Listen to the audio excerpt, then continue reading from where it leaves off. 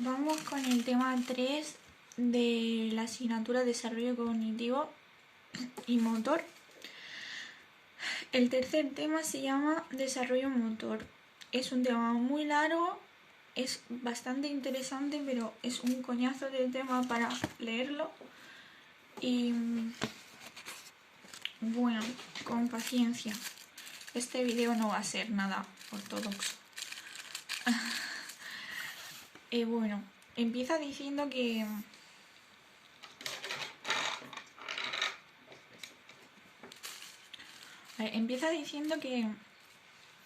los principios generales del desarrollo motor, que siguen unos principios generales que se llaman patrones de normalidad en el desarrollo.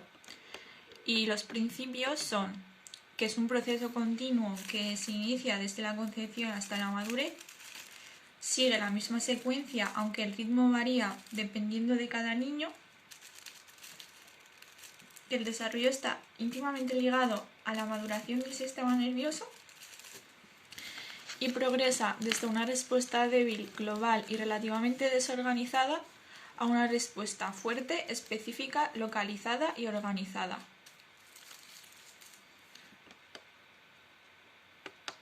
Que el desarrollo se realiza en el sentido cefalocaudal, que dice que en este aspecto va a profundizar más adelante y que ciertos reflejos primitivos como de la aprensión o de la marcha tienen que desaparecer antes de la adquisición de los movimientos correspondientes. La evolución de la motricidad del individuo para algunos autores es un fiel reflejo de la evolución motriz de la especie humana y que el niño pasaría por estadios parecidos a los que pasó la especie en su evolución. Factores que influyen en el desarrollo motor, que durante el periodo prenatal los cuidados de la madre, la edad, la alimentación, las enfermedades, los factores de tipo hereditario como los genes, la exposición a radiaciones, etc., pueden afectar al crecimiento y desarrollo del feto. Las posibles complicaciones en el momento del nacimiento, que deben dar como resultado anoxia, que es la falta de oxígeno en la sangre, o lesión cerebral, serán también determinantes del desarrollo. A partir del nacimiento, durante los primeros años de vida, los factores que van a influir directamente sobre el desarrollo motor serán el promedio de maduración física y neurológica, calidad y variedad de sus experiencias motores, condiciones genéticas y ambientales, una buena calidad de vida, dieta de alimentación equilibrada, higiene, un clima afectivo sano que proporcione seguridad y favorezca las exploraciones del niño como base de su autonomía. Y las primeras conductas motrices están determinadas por la maduración del sistema nervioso y se perfeccionarán a través de la práctica y la exploración continuas, y que hay una estrecha relación entre el desarrollo físico, mental y emocional. Leyes del desarrollo motor. Los trabajos de Coghill en 1929, a partir de las observaciones efectuadas sobre fetos humanos, ponen de manifiesto los grandes patrones que rigen el desarrollo motor. Estas leyes están apoyadas sobre la idea de la progresión en la organización de los movimientos que se efectúan en el sentido cefalocaudal y próximo-distal. Son dos, cefalocaudal y próximo-distal. La ley cefalocaudal dice que las respuestas motrices se efectúan en orden descendente, desde la cabeza hacia los pies. Es decir, se controlan antes los movimientos de la cabeza que las piernas.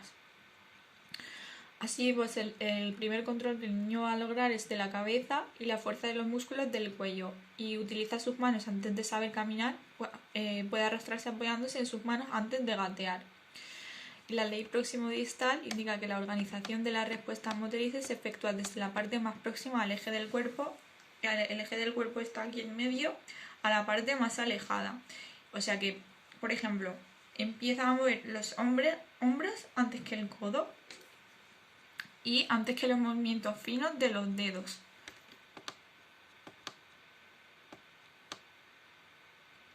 Ley de flexores y extensores. Bueno, aquí está otra ley, sería la tercera, que de acuerdo con M. Moraleda, en la evolución del proceso del desarrollo motor primero se denominan los músculos flexores, operaciones de asir, tomar, agarrar o flexionar, y después los extensores, operaciones de soltar o estirar, es decir, la capacidad del niño de asir un objeto anterior a la de soltarlo, y otra de máxima del desarrollo de la evolución de los movimientos desde respuestas globales o generales a respuestas localizadas o específicas. Lo de los flexores y extensores ha salido en la otra asignatura, me parece. No me acuerdo dónde estaba, o si me lo estoy inventando y sea en otra asignatura, pero es cuando los niños empiezan a tirar de los objetos a la cabeza. Realmente están aprendiendo a soltar, y sucede relativamente tarde. No sé si era como a los 2 o 3 años, creo que a los 2. O sea, que te tiran cosas. Es porque ellos están aprendiendo a soltar los objetos. Bueno, lo típico, cuando es un bebé y te agarra muy fuerte y te está haciendo hasta daño y no le puedes abrir la mano, pues básicamente es eso, porque no saben aún abrir la mano. Conexión con los procesos sensoriales. Podemos deducir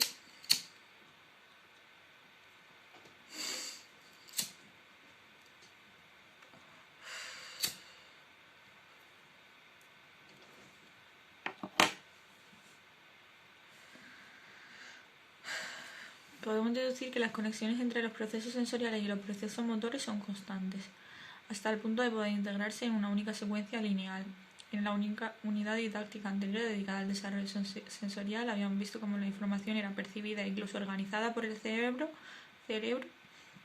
una vez recibida por los órganos sensoriales. Ahora es el cerebro el que emite sus órdenes de respuesta directamente o indirectamente a las neuronas motrices de la médula espinal, la cual se encarga de transmitirlas a los músculos correspondientes. La respuesta siempre implicará una actividad motriz. ¿Qué quiere decir? Que pues cuando tú te estás quemando la mano, primero tienes que poner la mano en un lugar caliente y luego tus órganos sensoriales de los dedos envían una respuesta a tu cerebro y tu cerebro te dice que te estás quemando. Pero ahora es tu cerebro quien dice: voy a quitar la mano. Entonces tu cerebro envía una señal a tu cuerpo y tú, en un autorreflejo, quitas la mano. Ese sería un ejemplo. Pero bueno, aquí no se refiere a autorreflejo ese, se refiere a que si tú quieres mover, pues yo ahora que estoy moviendo la mano, que es mi cerebro quien está enviando una respuesta, o sea, una orden, está enviando una orden a mi mano para que se mueva. Bueno, aquí dice: un pestañeo es la respuesta motriz ante el acercamiento de una mota de polvo a nuestros ojos. Una arcada es la respuesta motriz de nuestro organismo ante un atragantamiento. Y bueno, nunca se ha de forzar al niño a hacer movimientos o a adoptar posturas que no estén posibilitadas por su maduración previa. Sin embargo, si es conveniente motivarle, estimular su interés, encoger, trasladarse, lanzar, lo que vamos a conseguir a partir de estímulos sensoriales. Esto ya lo vimos en otro tema, que a un niño que no se sabe sentarse por sí solo, nunca se le debe de sentar, porque le puedes hacer daño a la columna vertebral, por ejemplo. Porque es que en internet veo muchas veces muchos vídeos de niños muy pequeños en posturas que no es natural en ellos. Y bueno, que muchas veces no les pasa nada, menos mal, pero que puede pasar, no se le debería de hacer todo eso. Y bueno, aquí dice: los juguetes atractivos, bueno, los objetos que cuelgan de la cuna. Esto es muy interesante, porque les cuelgan objetos y cosas de esas a los niños en la cuna. Los objetos que cuelgan de la cuna a distancia adecuada propician la estimulación de la manipulación al tiempo que la visión y el tacto, en caso de que llegue a tocarlos.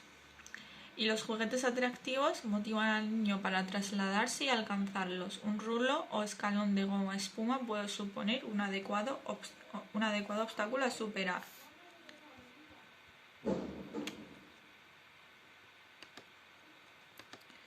Aspectos fundamentales del desarrollo motor.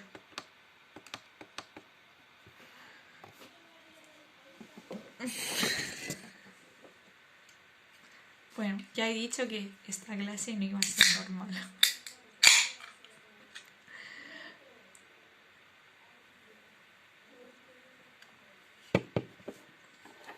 Con el fin de facilitar el estudio del desarrollo motor, diferenciaremos en primer lugar entre los aspectos neuromotores, los primeros y más básicos, y los aspectos perceptomotores, que integran en el movimiento la percepción elaborada del niño sobre sí mismo y sobre el medio, neuromotores y perceptomotores. Y respecto a los perceptomotores, los neuromotores son los primeros y más básicos. Los perceptomotores serán más extensamente desarrollados en la quinta unidad didáctica.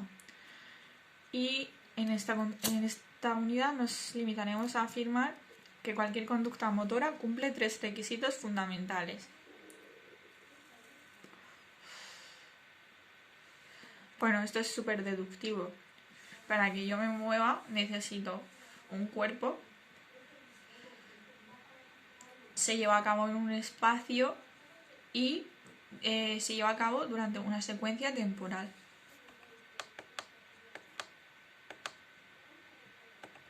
Y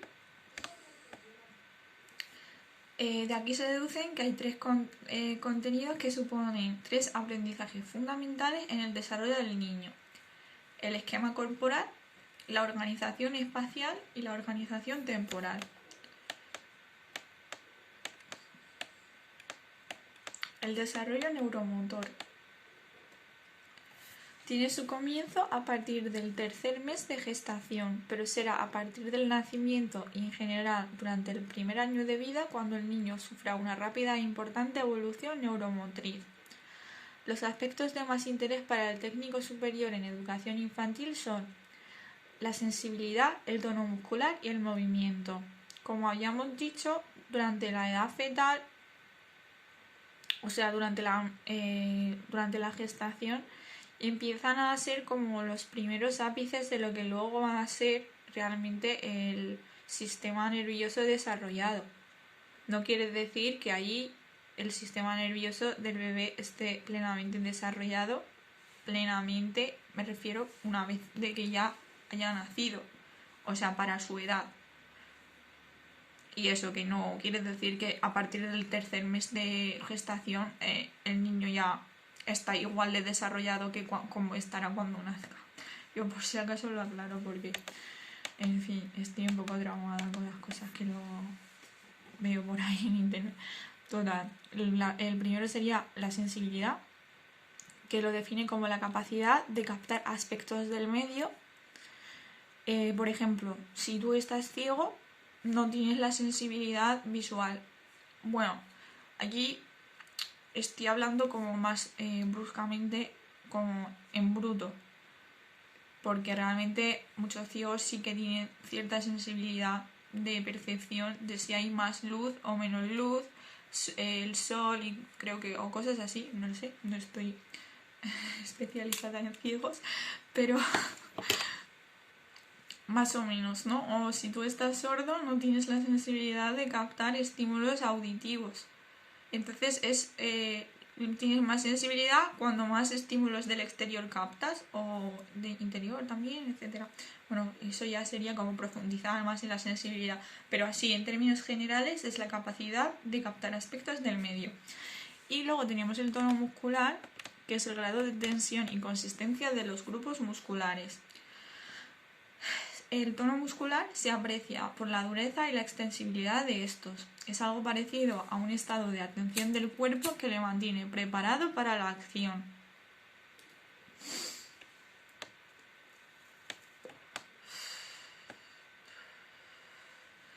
Bueno, entonces, la función tónica asegura el equilibrio, la posición, la postura, que son las bases del movimiento dirigido e intencional.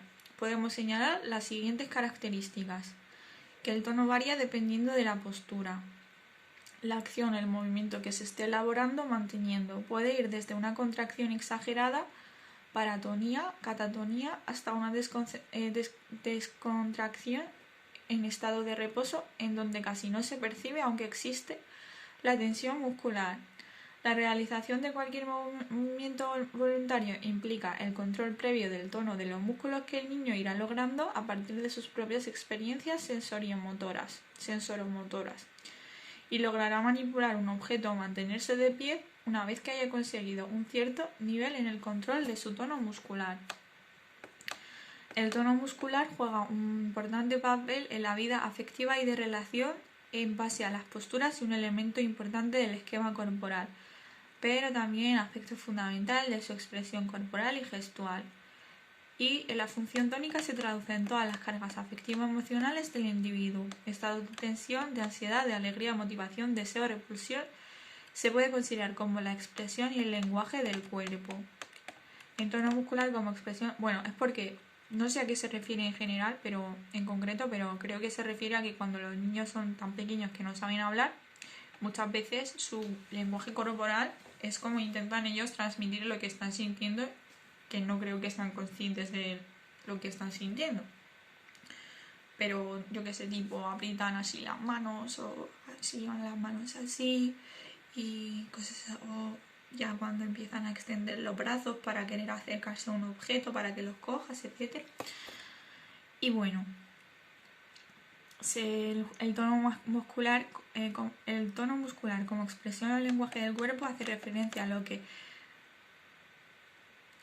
Ajuriaguerra ha denominado diálogo tónico y que consiste en un intercambio corporal de información que se produce entre la madre y el recién nacido y que se expresa por estados de tensión-distensión muscular que reflejan sensaciones de placer-displacer y que provocan relaciones de acogida-rechazo en el otro. Bueno, aquí siempre que habla de la madre, casi siempre se refiere a la madre o la persona que sea su principal cuidador. O sea, si es madre adoptiva o es su tía o es su padre, quien sea la persona que siempre lo está cuidando. El tono muscular está estrechamente unido a los procesos de atención y percepción. Existe una fuerte interrelación sobre la actividad tónica muscular y la actividad tónica cerebral. Al intervenir sobre el control de la tonicidad muscular, intervenimos también sobre los procesos de atención y el tono pone en relación motricidad, afectividad, inteligencia, percepción y conocimiento. También el tono muscular es el punto de arranque de la estructuración psicomotriz y por eso algunas de las dificultades que aparecen en el desarrollo infantil se remontan a una deficiencia tónica. Bueno, voy a hacer un inciso aquí que generalmente cuando estamos atentos, por ejemplo, en una situación que requiere que actuemos rápidamente, sea tipo emergencia o... Bueno, que ha habido un accidente, por ejemplo, y hay un hombre y, bueno, resulta que tú estás cualificada para darle primeros auxilios a esa persona, o ¿sabes? Y, bueno, automáticamente el tono corporal que se te pone es como una especie de erguido y rígido porque ya te estás preparando para actuar. Mientras que cuando no prevés que haya ningún tipo de peligro o ninguna situación que requiera una actuación rápida, tu tono corporal es más como, no sé, como más flojo, por así decirlo. Y, por ejemplo, cuando estás en clase y muchas veces como que pues te estiras para abajo y ya estás como, en plan, que estás ya cansado de prestar atención y generalmente los profesores suelen llamar la atención porque interpretan que cuando estás en esa postura estás dejando de prestar atención, porque lo normal cuando estás prestando atención es una postura erguida, algo así, que es bastante intuitivo. Esto no va a salir en el examen, pero si saliera, como que todo el rollo de tono muscular es bastante intuitivo, creo yo. Lo más importante que hay que saber es sobre la hipotonía y la hipertonía, que creo que ya salió en el otro tema, y cosas así, como cosas súper básicas, pero tampoco está muy ligado al educador infantil, así que no creo que tampoco que hagan preguntas de esto en el examen. El tono es algo... bueno, espera, estamos diciendo que el punto de arranque de la estructuración psicomotriz, bueno, que es el tono muscular, es el punto de arranque de la estructuración psicomotriz. y por eso algunas de las dificultades que aparecen en el desarrollo infantil se remontan a una deficiencia tónica. También cuando estaban haciendo el test de Apgar, cuando el bebé nacía, está presente también el tono muscular, porque es como también indica mucho el nivel del desarrollo del niño en ese momento, en el punto de nacimiento. A ver, se refiere a que en un principio se refiere a que si tú estás desmayada o lo que sea no tienes tono muscular, pero que también que está muy ligado al sistema nervioso, ¿no? Por si no, de si puede... Bueno, ahí es que me explico fatal, pero como siempre aquí dice que el desarrollo está ligado al... el desarrollo cognitivo y el desarrollo general está ligado también a la maduración de tu... Dios, no me explico. Como que las dos cosas son como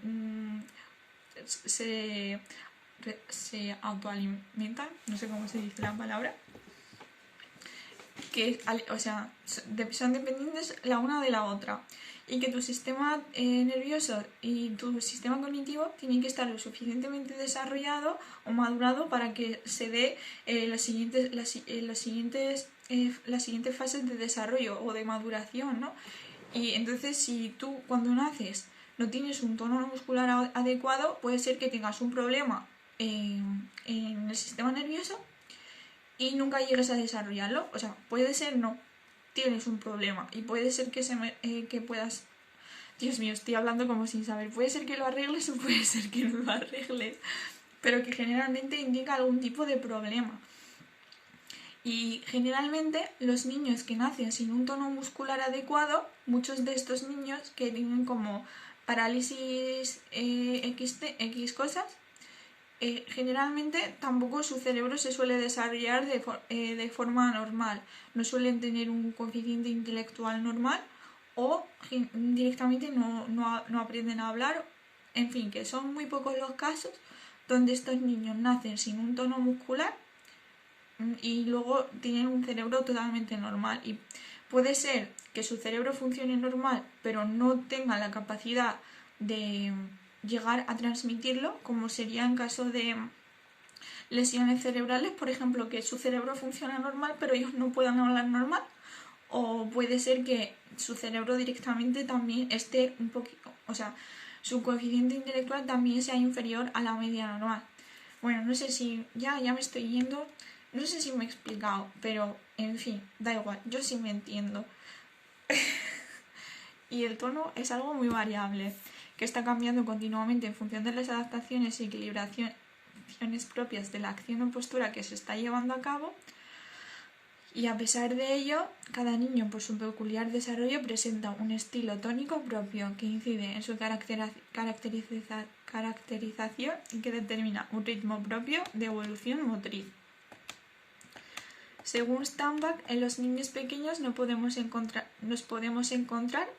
dos tipos de tono muscular: hipertonía o exceso de tensión y defecto de extensibilidad, músculos contraídos y tensos, o hipotonía, defecto de tensión y exceso de extensibilidad, músculos excesivamente laxos y extendidos.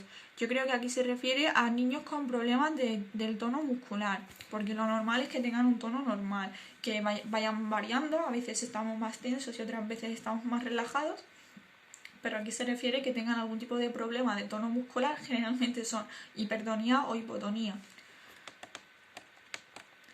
Y presenta una característica general, una hipotonía en el tronco y una hipertonía en las extremidades, que irán desapareciendo y equilibrándose con la edad.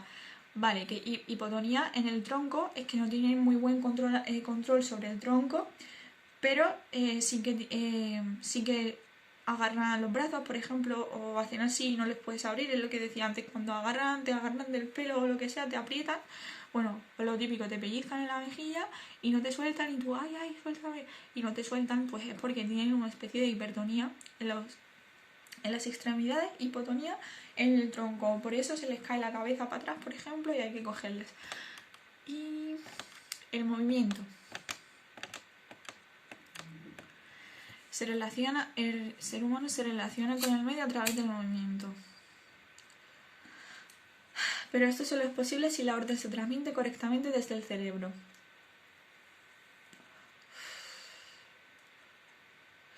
Que es el motor de la motricidad humana. A ver, aquí lo que pasa con el movimiento es que si tu tono muscular no es adecuado, vale, si tu tono muscular, jolín, me está pillando mal la luz, vale, que si tu tono muscular no es el adecuado, entonces va a repercutir en el movimiento. Por ejemplo, vuelvo a citar a las personas con parálisis no, con algún tipo de daño cerebral. ¿Qué pasa con ellos? Que al tener una especie de, por ejemplo, pueden llegar a tener hipertonía y se les engarrota la mano, ¿no? O cualquier cosa. No tienen un buen movimiento de la mano por su tono muscular. Entonces ellos, su cerebro, en un principio sí que sabe darle la orden a su mano, pero como que hay un error y no lo llega a ejecutar como le gustaría. Otra vez me explico como el culo. Total, que sí que puede ser que el movimiento, si el cerebro le dé bien la orden del movimiento, pero que el tono muscular se ponga en medio y que lo haga defectuoso por el tono muscular. Ay, Dios mío, me explico fatal. ¿Para qué explico? ¿Por qué no me limito a leer ya? Me estoy explicando como a mí misma, en verdad. Y total, que es el lenguaje más elemental del cuerpo y a partir de las experiencias motrices tempranas va a construir el bebé sus primeros esquemas de pensamiento y tras la manipulación de objetos podrá llegar a simbolizarlos a partir de la palabra. En el ámbito afectivo, el movimiento supone la posibilidad de manifestarnos, es el vehículo básico de la expresión de sentimientos. Y los movimientos pueden clasificarse en 3. Movimientos automáticos, movimientos reflejo involuntario y movimiento voluntario. Los reflejos involuntarios serían, por ejemplo, pestañear o sobresalto. Y el movimiento automático, por ejemplo, sería, siempre poner el mismo ejemplo, pero el de conducir, que tú cuando estás conduciendo, una vez que llevas un tiempo conduciendo, ya no tienes que pensar en cómo tienes que ejecutar las, no sé cómo decirlo, o sea, cómo tienes que... y esto porque no sé conducir. Joder, pues todas las cosas que tienes que hacer para conducir y estar atento, estás como realmente, tú estás pensando en otra cosa, pero que tu cerebro se mantiene atento a la conducción y estás preparado para evitar cualquier tipo de accidente o estás alerta realmente. Aunque tú estés mirando un poco para el lado o estés hablando, o estés escuchando a otra persona o estés cantando una canción, tú estás lo suficientemente atento mientras estás conduciendo. Eso sería un movimiento automático. Y el movimiento voluntario, obviamente, pues es el movimiento de que tú dices, pues ahora me voy a levantar, ahora voy a acostarme, ahora voy a estirar una pierna, y etcétera.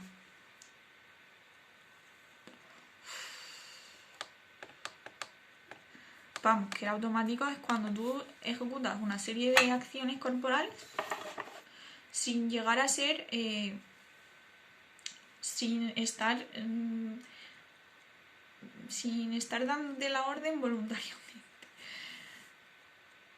No sé, no es lo mío esto de explicar. No sé, es que no tengo palabras suficientes para decirlo, pero creo que se entiende lo que es un movimiento automático. A ver, voy a pensar más ejemplos de movimiento automático.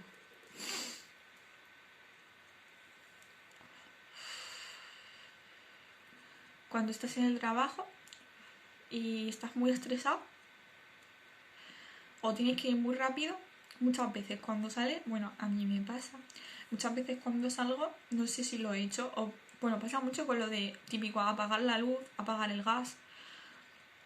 apagar la plancha, que tú lo haces o cerrar la puerta, tú lo haces y no te das, o sea, no sabes conscientemente si lo has hecho, pero como lo haces siempre, pues puede ser, lo más probable es que lo hayas hecho, pero no has sido consciente mientras lo hacías.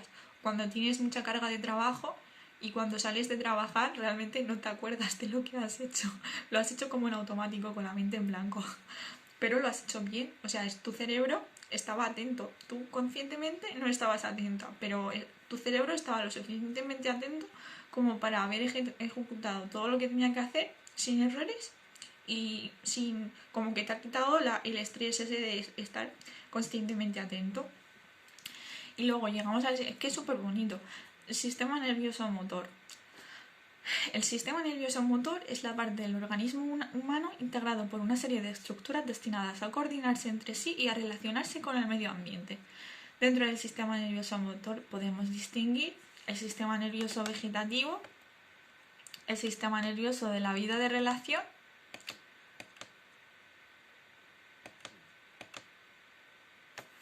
bueno, por ahora esos dos. No sé si son esos dos solo, no tengo ni idea.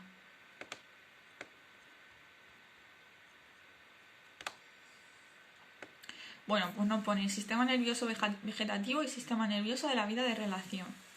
El vegetativo regula la función, regula la relación del organismo con el medio interno, siendo el responsable de la homeostasis, propiedad de los seres vivos de mantener estables determinadas constantes biológicas y funciones orgánicas. ¿Cuál sería el sistema nervioso vegetativo? Pues que tú tomas agua y comes comida y tú no te tienes que preocupar de cómo tu cerebro va, o sea, de cómo tu cuerpo va a empezar a funcionar por dentro para poder digerir la comida y filtrar el agua y etcétera, y como todos tus órganos funcionan, como tu corazón late, tus pulmones se respiran y todo eso, tú no eres consciente de eso, tu cerebro lo hace solo, tu organismo lo hace por sí solo. Eso es el sistema nervioso vegetativo, que es súper guay porque realmente nosotros no somos capaces de hacer tantas cosas. Conscientemente no somos capaces ni de hacer la mitad de las cosas, pero el cuerpo sí lo es. El cuerpo sabe, bueno, eso dicen mucho, el cuerpo sabe lo que hace. Y después tenemos el sistema nervioso en la vida de relación, que es el encargado de la relación entre el organismo y el medio externo. Este sistema está constituido por el sistema nervioso central, que es la SNC, y el sistema nervioso periférico, SNP. Estas siglas vienen un montón en libros así relacionados con medicina y tal, y bueno, que es como muy importante saber lo que significa SNC y SNP, que es sistema nervioso central y sistema nervioso periférico. Y por el tercero, el sistema muscular. El sistema